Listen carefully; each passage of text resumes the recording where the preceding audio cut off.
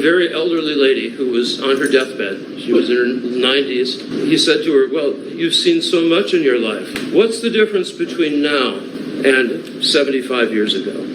And she said, oh, that's very simple. We no longer love one another. We no longer love one another. Because we're obsessed with stuff.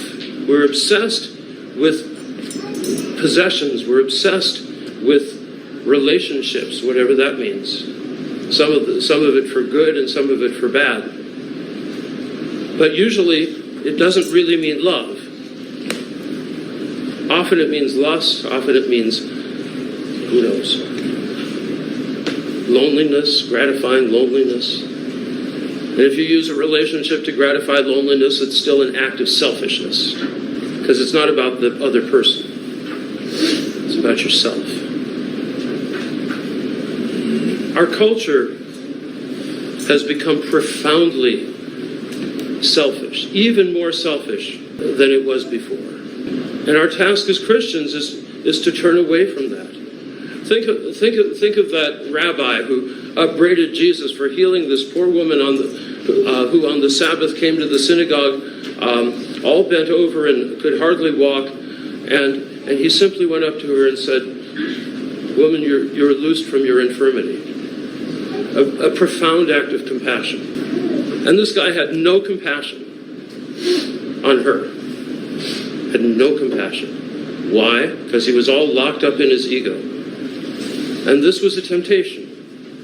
This was a temptation which he fell into headlong. When we have clarity of mind, when we have sobriety in our life, we have space for compassion for other people. We have the space to love other people. We have the space to love them unselfishly, not expecting anything in return. The evil one tries to distract us from this. Tries to turn everything towards the gratification of our own selfishness. And so, as Christians, our task, I think, ultimately is to resist the evil one by loving one another, by having compassion on one another, by not judging one another, by being present to one another, to stand against the evil one, and to stand against the tides of the culture which are contrary to the gospel and contrary to Christ.